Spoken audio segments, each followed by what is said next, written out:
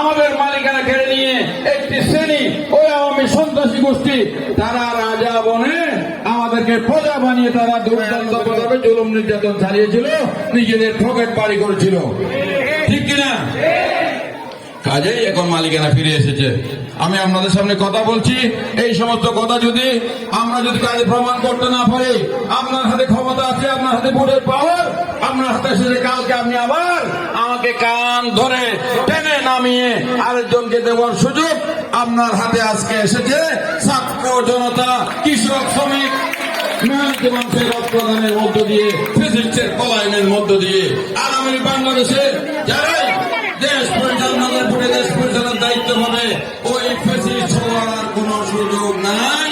কারণ জনগণের যে ক্ষমতা, যে পাওয়ার, সেটা জনগণের কাছে আজকে ফিরে এসেছে। আর আমি একটা কথা বলতে চাই, জনগণের ভোটে নির্বাচিত প্রতিনিধি যদি আপনাদের ভোটে যদি কর্মী হিসাবে, বন্ধু হিসাবে, আপনাদের পরিবারের সদস্য হিসাবে ইনশাল্লাহ আপনাকে পাবেন।